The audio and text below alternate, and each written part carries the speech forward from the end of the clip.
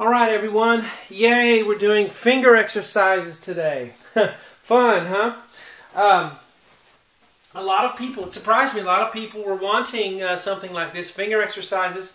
You know, and people tend, when they hear scales and arpeggios and broken chords and finger exercises, we tend to think, oh, boring. You know, nobody wants to do that. We just want to play our favorite music and enjoy it.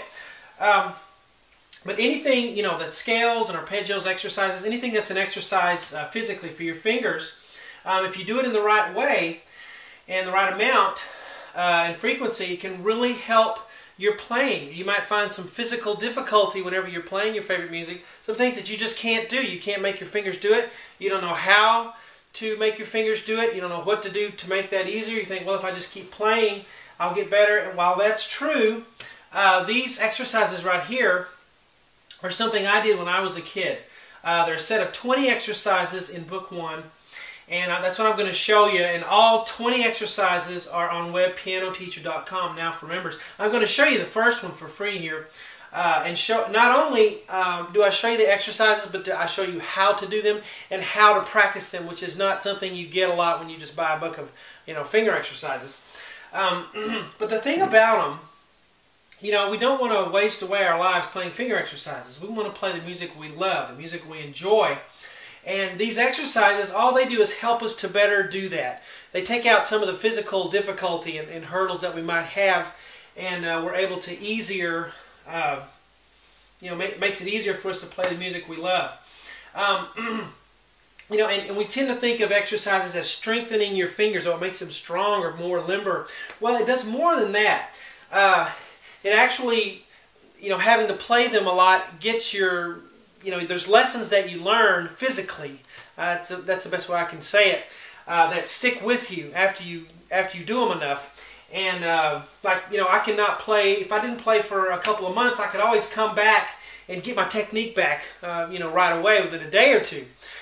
Because I've done these exercises when I was a kid and they've stuck with me. The lessons that you learn from them, and how to play, and where to put the weight of your hand, and positioning of your hand, and so forth. A lot of times, you know, playing the exercises, just the redundancy of them, you know, your body kind of figures it out the best way to do it. Our bodies are really good at that, without even thinking about it. If we do a task over and over, it figures out the most efficient way to do something. And I found that these set of 20 exercises have really done that for me, because I don't really play them anymore. I played them a lot when I was a kid, and you know, it stuck with me. But let's start here. This is exercise 1. It's the easiest one, but it's very effective. This is what it sounds like.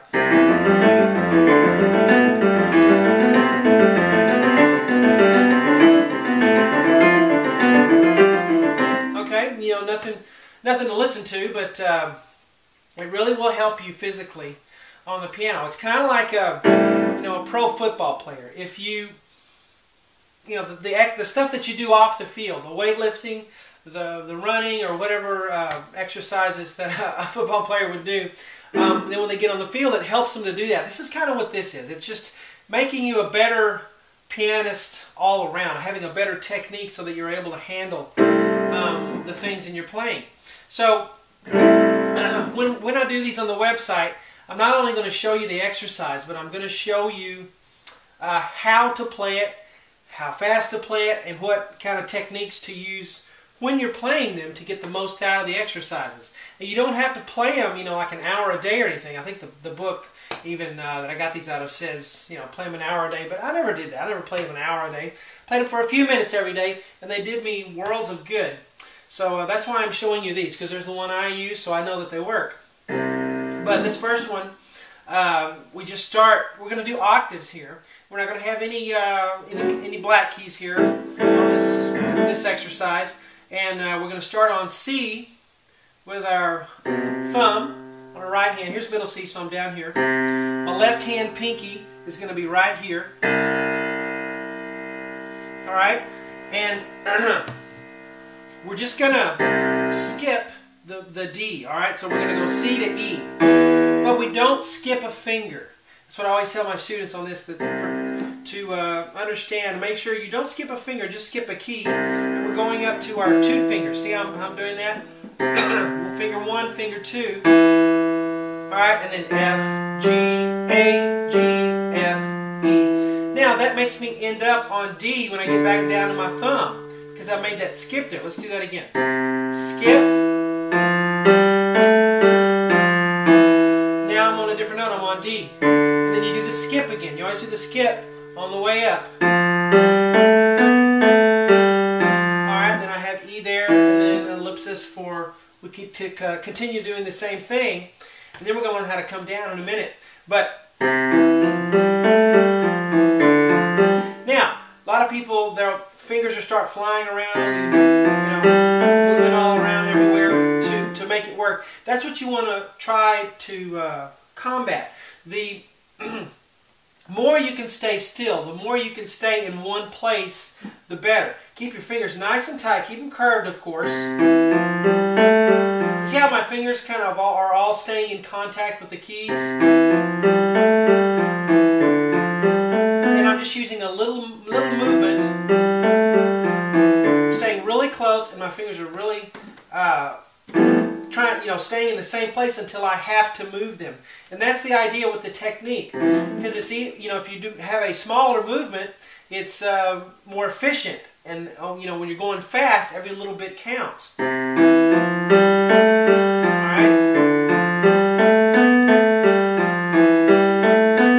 When you start this exercise, just do it with your right hand alone, and you keep going up. If I kept going up,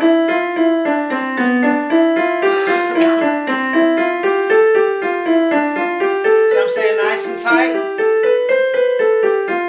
I'm not doing this, and I'm not bouncing on every note. That's very bad to do that. You don't want to do that. Stay nice and tight.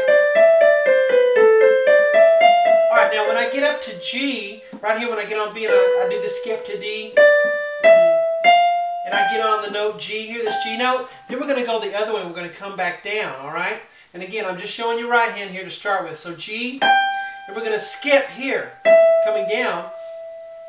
And I'm not going to skip a finger. I'm going to use that fourth finger. 5, 4, like that. See that?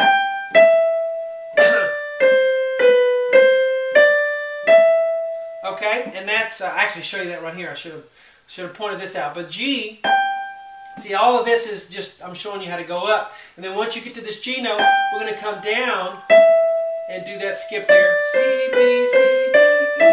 Now we're on F now. Now we do the skip coming down to D. And then the skip. See that, how I get lower and lower? Some of you may just hate using a metronome or something, or you can use a drum beat if you have a keyboard. You can use a drum machine or something. But I like to make the ticks be, if I'm going slow especially, a tick for each each note. So if you start out slowly, and I recommend doing that, put it on like 84 or 86 or something. Tick, tick, tick. I have no idea how fast that is, but really concentrating on keeping your hands small, okay? Small. Especially those of you who have really big hands, you have to work twice as hard. Excuse me, I've had a cold. You have to work twice as hard if you have a big hand, staying small. But that's the key, so that when you...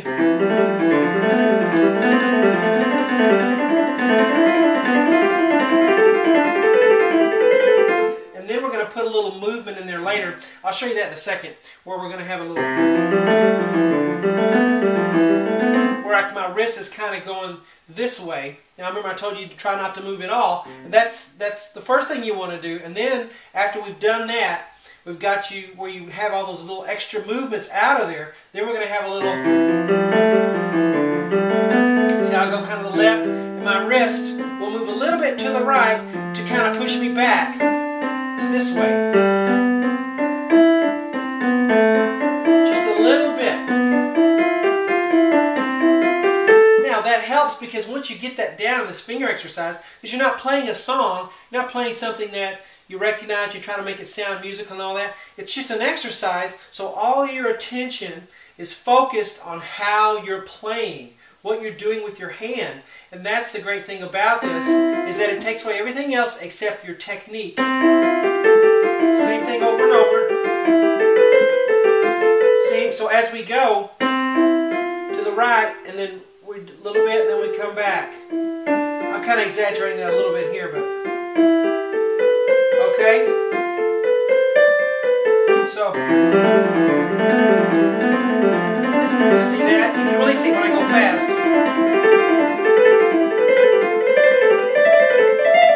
Anyway, but you want to start out slow.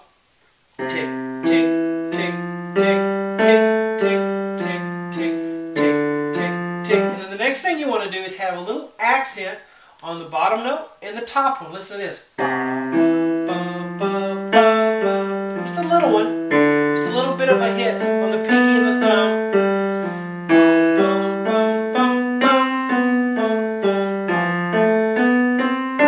Why do we do that? Because we want to have clarity when we're playing. If we have a lot of fast notes, you know, there's a little tip here when you have a lot of fast notes.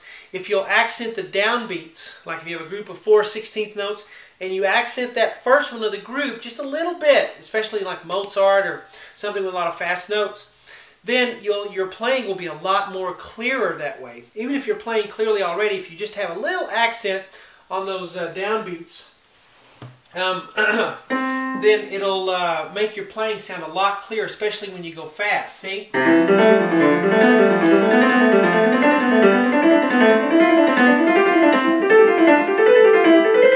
You can hear the bottoms and the tops of those. All right, are you bored out of your mind yet? Hopefully not. We've just done right hand. Okay, and I recommend if these are new to you and you've never done anything like this, do just your right hand first. Tick, tick, tick, tick, tick, tick, tick, tick, tick. Now what the metronome does is it keeps you from rushing.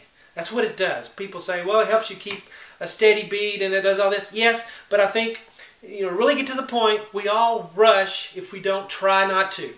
All right? We all rush if we don't try not to. I really believe that. So the metronome makes us not rush. Okay?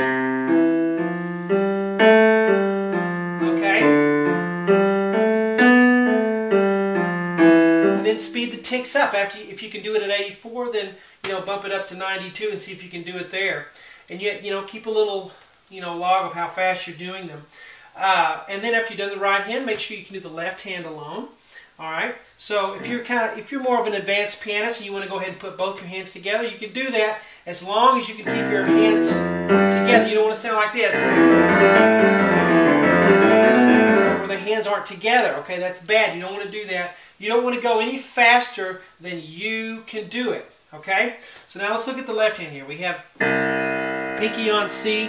I'm going to check my time. I know that I have 15 minutes now. Oh man, running out of time. Let me go ahead and show you.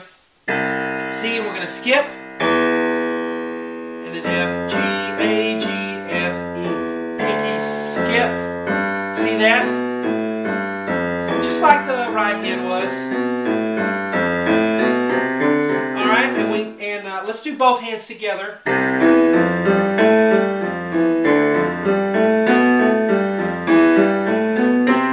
But you want to go at a speed that you can keep both hands together.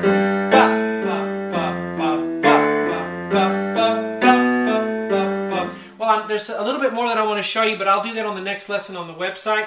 Again, 20 exercises, and you'll get a lot of instruction on those to help you with your fingers.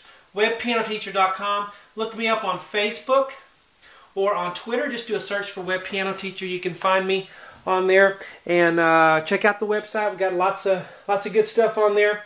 And again, one more word on these exercises. If you're on the website and you're doing them, take your time with them. Don't try to, you know, bite off too much at one time. Use them as a supplement with the things that you already do. If you already like playing, you know, some songs, you already have some songs you're doing, just, you know, throw in a couple of these exercises before you start playing, you know, every day. Just, you know, 5 or 10 minutes of that, and you'll see a remarkable difference in your playing if you've never done anything like this. So, talk to you guys later.